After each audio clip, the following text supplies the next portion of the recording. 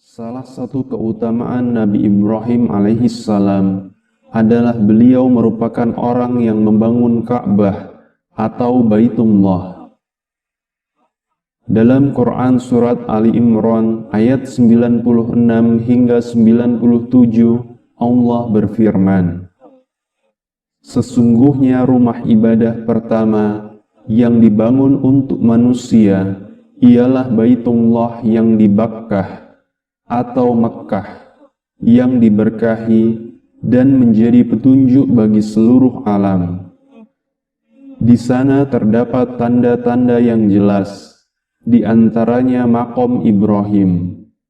Barang siapa memasuki Baitullah, maka amanlah ia.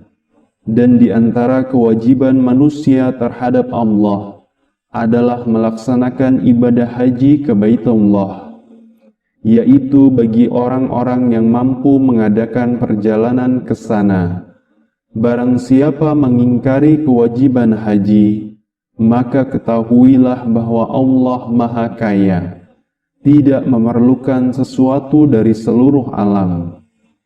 Langkah demi langkah pembangunan Ka'bah oleh Nabi Ibrahim dikisahkan dalam buku Sahih Qasasil Quran karya Dr. Hamid Ahmad At-Thorir, dan sebagaimana dalam hadis dari Abdullah bin Abbas radhiyallahu anhu.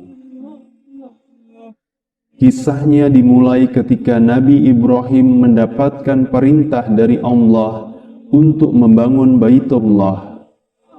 Beliau berkata kepada sang anak, "Allah memerintahkan sesuatu kepadaku." Ismail alaihissalam berkata, "Wahai ayahku, laksanakanlah perintah Allah." "Apakah kamu mau membantuku?" tanya Nabi Ibrahim. "Tentu saja wahai ayah," jawab Ismail alaihissalam. Baik Nabi Ibrahim dan Nabi Ismail kemudian menggali pondasi sembari berdoa, "Rabbana taqabbal minna innaka antas sami'ul alim."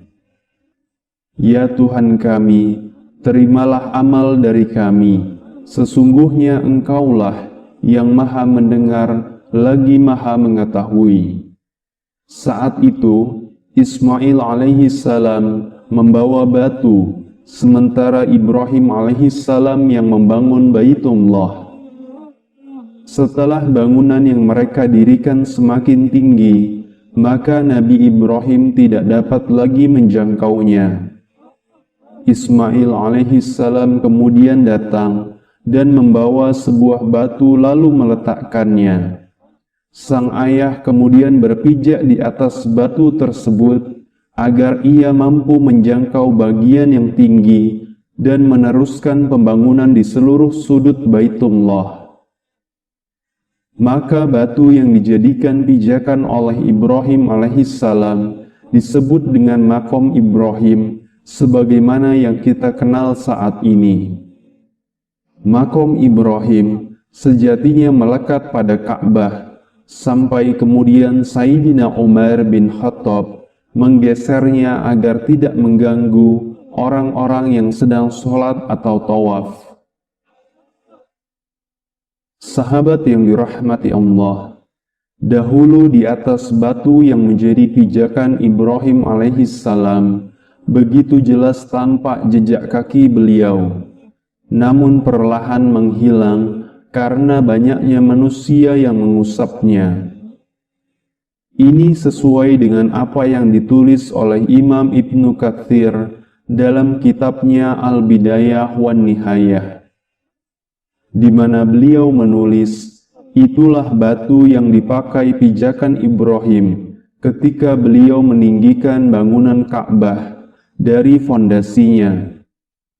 Putranya meletakkan batu tersebut untuk beliau naiki ketika meninggikan bangunan Ka'bah. Bekas telapak kaki Al-Halil masih ada di batu itu hingga awal penyebaran Islam, yakni di zaman Rasulullah Shallallahu Alaihi Wasallam.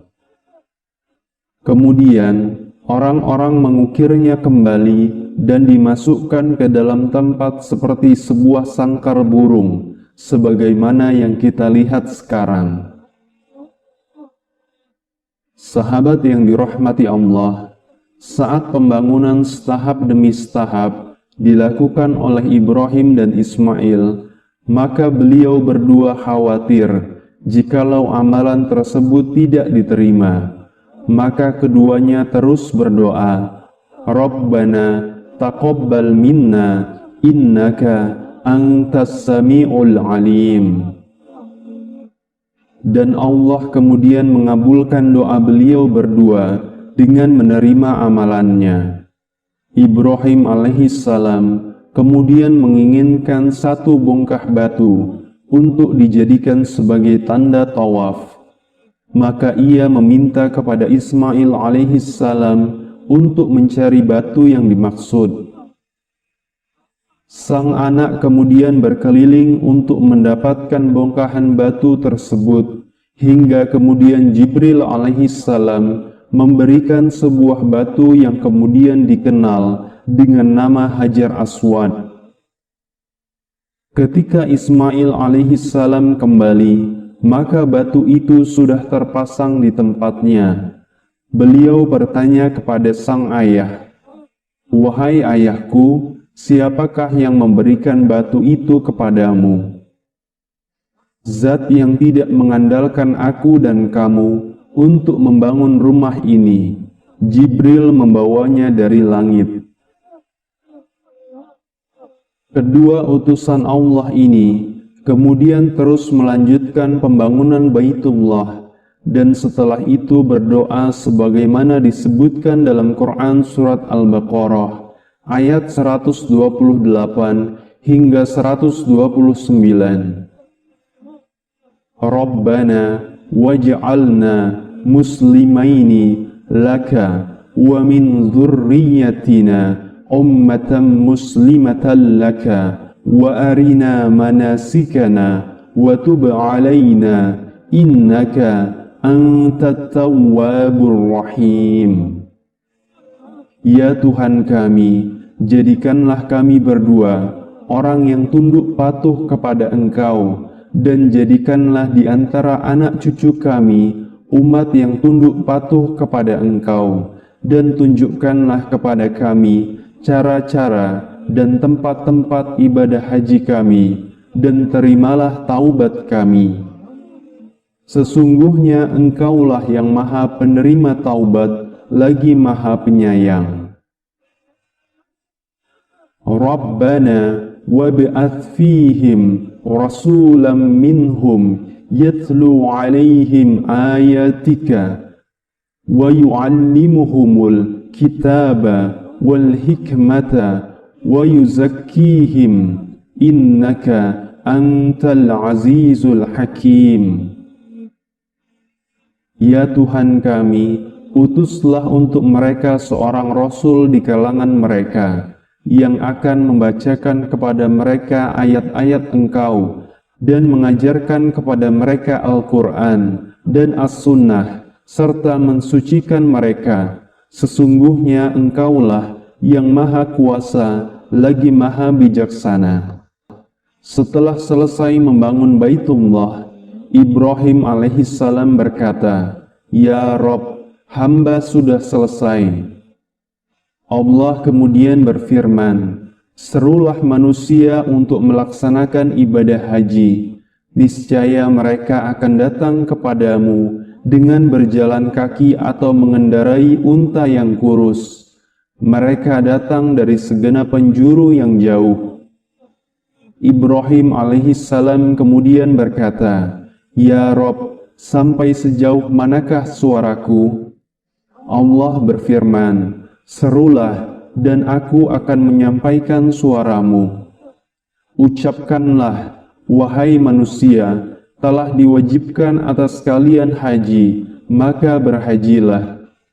Ibrahim alaihissalam kemudian menyerukan apa yang Allah perintahkan kepada beliau, hingga terdengar ke semua manusia.